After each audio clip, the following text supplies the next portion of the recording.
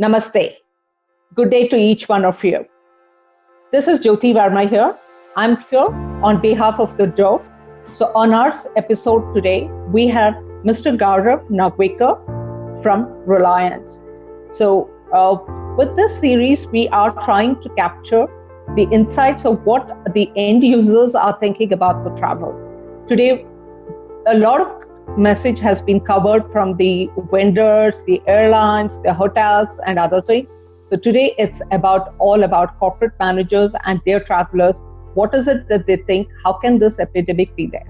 Over to Gaurav Nagwekar. Yeah, it has been a very interesting journey. I mean, what if I tell you, that I was rejected the first time when I joined, applied for a job, and I was rejected thrice. It was quite interesting that, I applied for a job and thrice I was rejected, and then the same organization ensured that, I built over and do well. After that, I moved to, bigger and larger TMCs like Carlson Wagonlit and HRG Sita. And with Carlson, I was there for almost around 7.5 years. And then, then I got a break with Reliance Industries, and I've been with Reliance again for almost 7.5 years, and still going strong. So let's wait and watch. That's nice. So in your current role, what all do you handle there, Gaurav, right now? So I handle the overall travel logistics for Reliance Industries. It includes everything from air travel, rail, hotels, visas. That's about it. So that's what I've been managing. So interesting. So we've understood your profile, and I think you're the right person to kind of take us through on some of the questions that we have for the industry as such. So over to you. The first question where we want to know, is it very important for the traveler to be informed, engaged, and empowered to handle during crisis? Since we have been seeing a few crises in the past, whether it's an earthquake, terrorist, now the COVID-19. So how well is you as an organization are prepared in handling them? What does that mean for each of these travelers? Could you just take us in a nutshell and tell us what this is? I think, Jyothi, things have been changing, and when it comes to travel, things have changed very drastically. I'll give you an example. A few years back, I would say almost a decade back, you would see that the travelers themselves were not very well informed. They would go by what the travel agent would share or their MICE operators would share and would act accordingly. But today's traveler has been more knowledgeable. The exposure because of internet has been really strong, and he expects that he's been informed in terms of what is happening across the world in terms of travel, the itineraries, what he's planning to take. He wants to know more in detail about the destination and what needs to be done. So this is for the basic traveler. Now, if you come to a business or a corporate business traveler, I think things are not different. I think we as travel managers across the corporates ensure the traveler safety is taken care of, and we also ensure that advisory is given to each and every traveler before his trip starts. So I think this is a standard norm which most of the organization and most of the corporate travelers are managing today.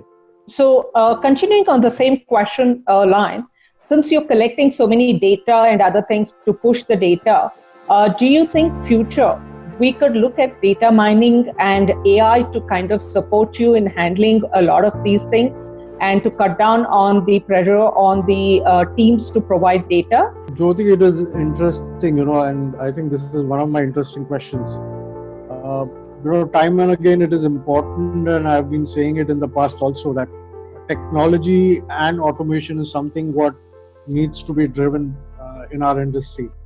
And technology and automation, when I say it needs to be more India specific. It cannot be a lift and shift kind of a thing.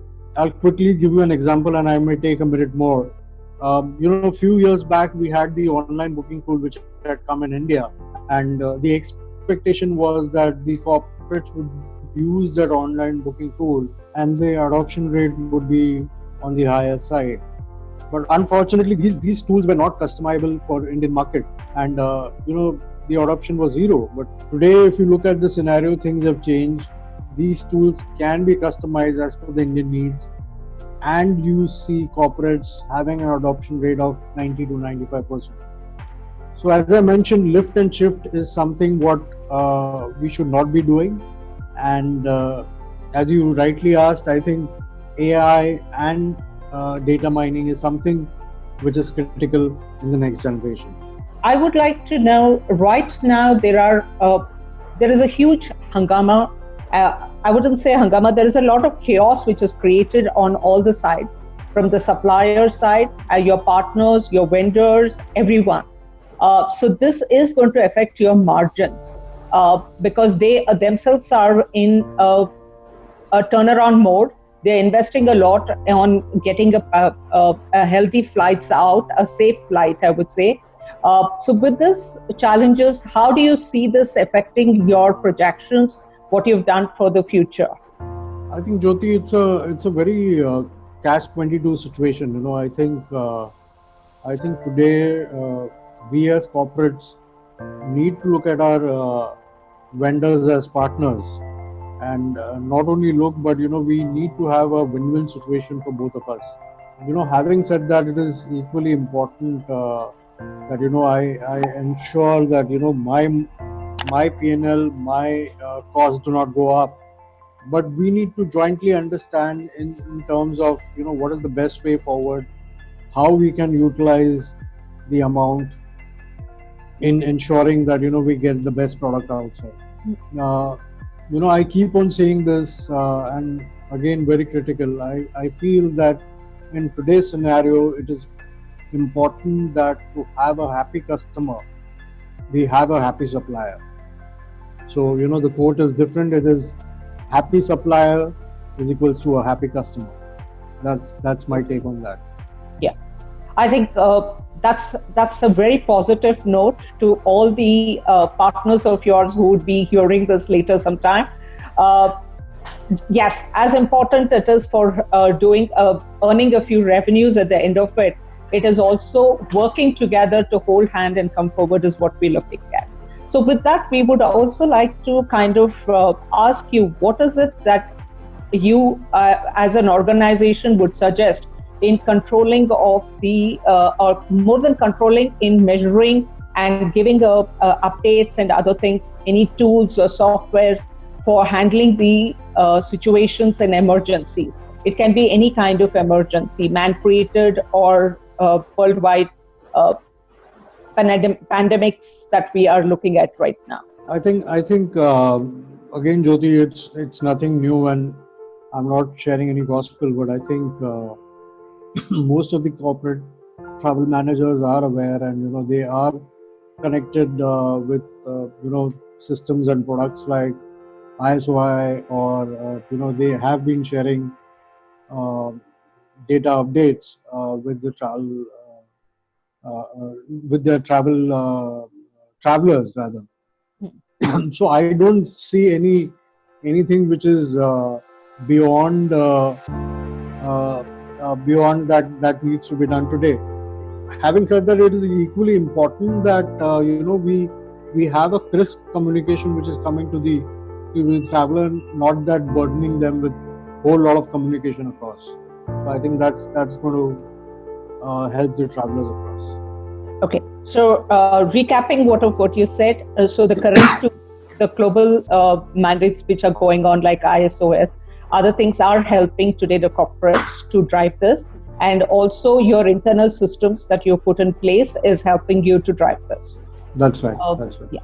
So with that, I would like to, for a closure of the session, we would like to know a few suggestions and continuity plan that you have planned on taking this the moment it goes, whether on the visa front or on the ticketing front, now that the markets have opened up and people are looking at traveling now. I'm sure you're also being called by all your business heads asking, when can my people travel? When can we get visitors? So what is that you suggest to the industry today?